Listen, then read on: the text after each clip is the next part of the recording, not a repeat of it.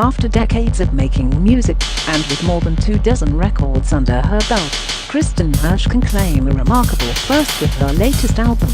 She knows what her songs are about, even if they were written by an alternate personality that has tormented her for most of her life.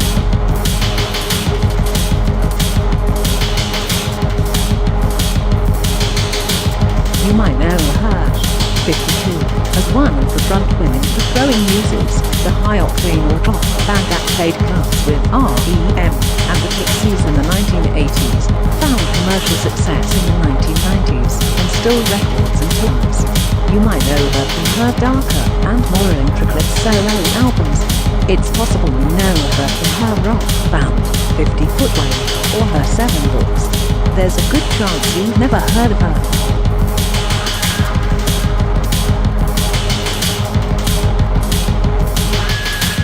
I know Hersh from all of these roles, because I've been a die-hard fan for 25 years. I've seen her in concert half a dozen times. I own most of her albums, and I was that person who awkwardly hung around after shows to meet her. Even when I haven't listened to her in a while, it's her raspy voice and frantic guitar that autoplay in my head.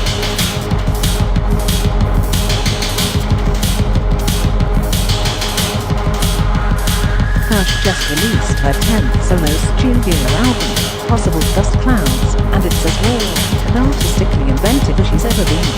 But this isn't a music R-E-D-I-E-W asterisk.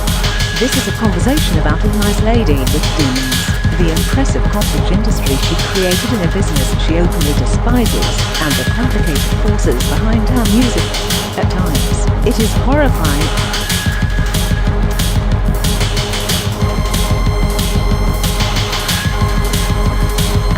I think I got this interview because I'm supposed to do a music review, so here it is. Possible Dust Clouds is Hersh's harshest solo album to date. There's glimpses of melancholy, but you might miss them as Hersh leads you into a basement party with people playing with electric guitars, distortion pedals and clanging things. It's a fun shift for Hersh, who sounds rejuvenated and plays a dulcimer badly and out of tune throughout the album. What better selling point is there? I'll link to some of its songs in this piece, so you can listen.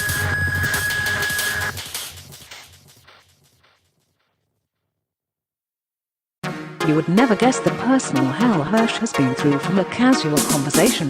She is the most delightful interview. She's funny. She's disarmingly kind. She thoughtfully answered every question I had.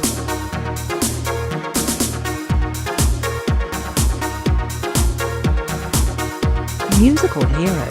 The late Vic Chesnutt. What's your home life like?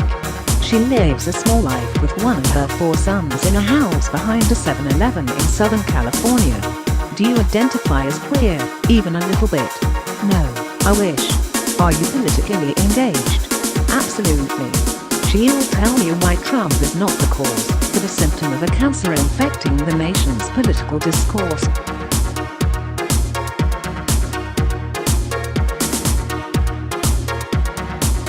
But shit gets real when you talk about her relationship to music. She reveres it and scoffs at a recording industry bloated with entertainers and performers masquerading as musicians.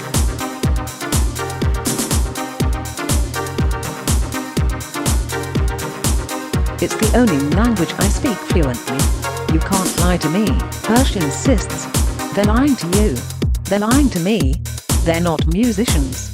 They're trying to make money. This is ego.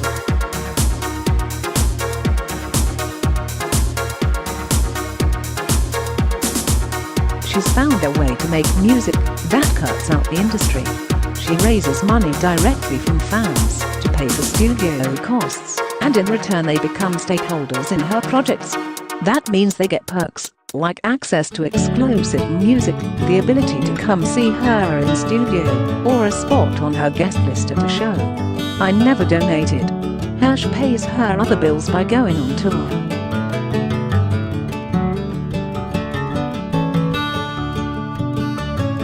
Her model is working.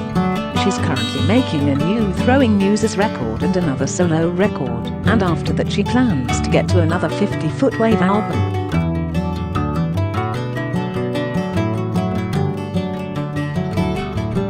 Hirsch originally thought all the rock stars who said I influenced them would contribute to her projects.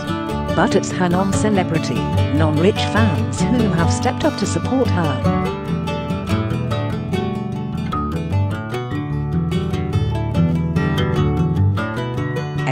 It's a better world, she said with a weak laugh. I don't want anything to do with the fucking 1%. Do you?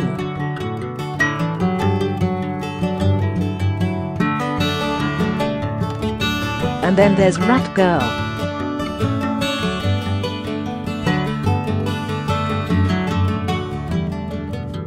I was just this nice lady, and I'd be doing deals with God in the dressing room.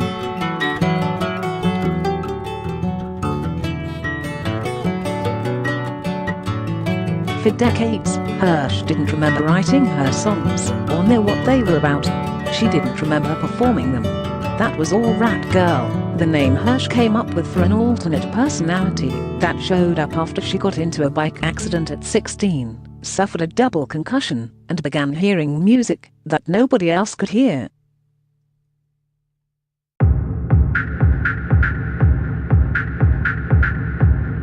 It was a metallic whining, like industrial noise, layered with humming tones and wind chimes, Hirsch wrote in her 2011 memoir, Paradoxical Undressing, which was based on a diary she kept at 18. That was the same year she had an emotional breakdown, attempted suicide, was misdiagnosed with bipolar disorder, got her first record deal, got pregnant, recorded her first album, and became a single mom.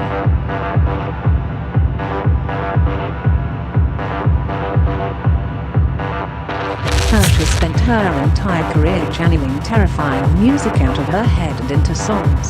But she says it was Rat Girl who wrote and performed all of them. If you've ever seen Hirsch play live, you've probably seen the split happen. When she sings, her eyes, glassy and unblinking, fixate on a spot at the back of the room.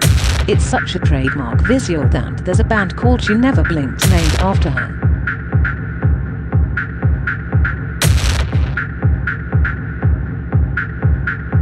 Hirsch describes it as disappearing. She would say this to friends or music critics when they commented on her stage presence, but they seemed to think she meant it metaphorically in some cool artistic way. She meant it literally.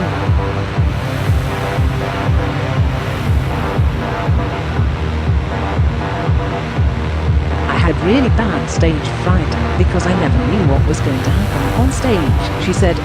Kristen couldn't play guitar. Kristen had no idea what those pedals did. I was just this nice lady, and I'd be doing deals with God in the dressing room.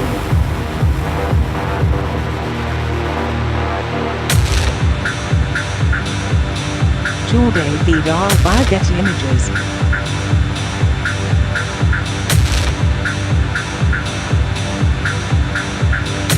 Kristen Hirsch performs in Barcelona, Spain, in October 2011.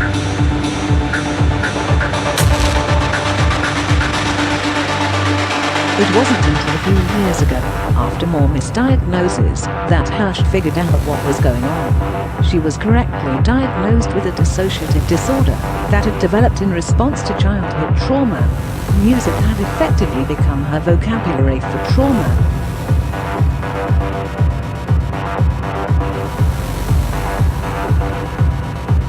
After months of excruciatingly painful therapy, during which she dropped to 80 pounds and thought about ending her life, Hirsch finally began integrating the dissociated aspects of herself, aka Rat Girl. In clinical speak, integration means safely processing traumatic memories and developing coping skills to integrate different identities into one functional person. Hirsch's memories are back now, and she's come to see value in having been a vessel for music that she feels needed to be made.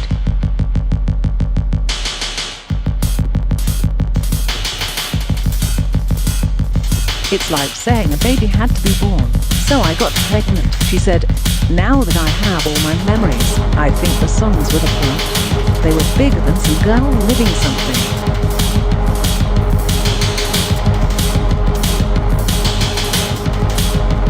She doesn't hear music in her head anymore.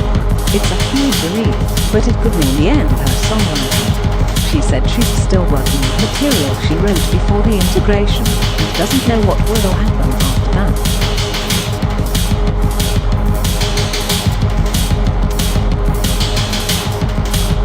But Ash has already found that she can perform without letting Rap Girl take over. In November 2016, not long after she began integrating her personalities, she did a televised BBC interview, and the host asked her to play a song, Sunray Venus. Ash said she started to panic, that she didn't know how to play guitar anymore. But the show was live, and she had to do something. So she got up and started playing, miraculously, without switching to Rap Girl.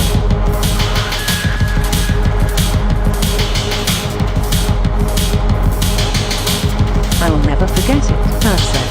I could see my hands for the first time in my life. I was watching my hands play. I knew the chords. I know what the song was about. I had all the memories. I was singing with just as much power and more. I was so thrilled.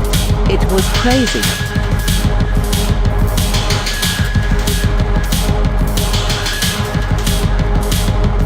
It's no wonder Ash was ready to throw a party with possible dust clouds.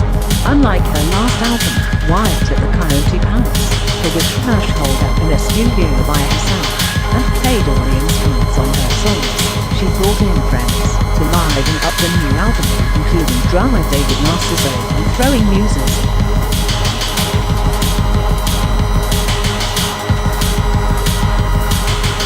It really is much more fun, she said.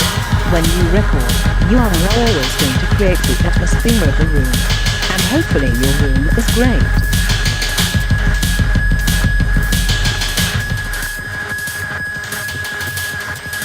For all the turmoil Ash has endured and channeled into her music, she bristles at the idea of her songs being categorized as dark.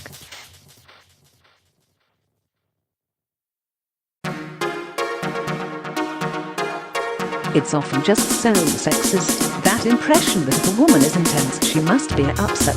You know, calm down, honey.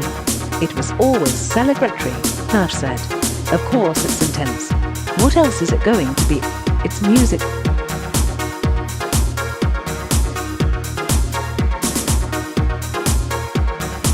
I tried really hard not to sound like a dumb fan in this interview, but I felt like I had to say something about how deeply her music has affected me over the years.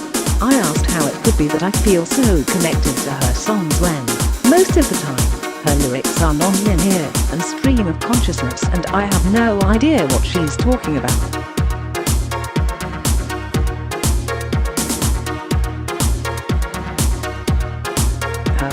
Isn't it supposed to be like that?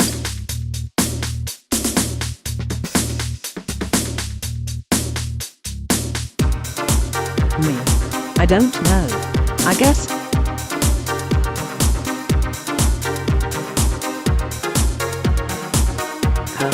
I don't know either, because I feel the same way.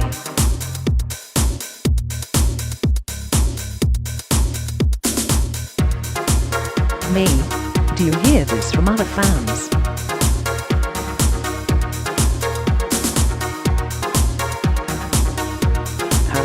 I do. They say, I don't know what she's talking about, but I know what she means.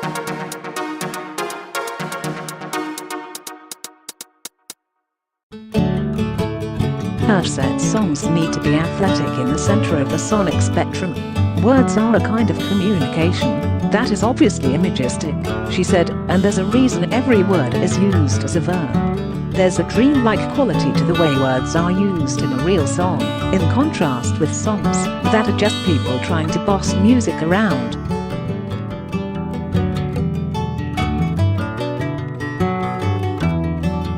I have no idea what she's talking about.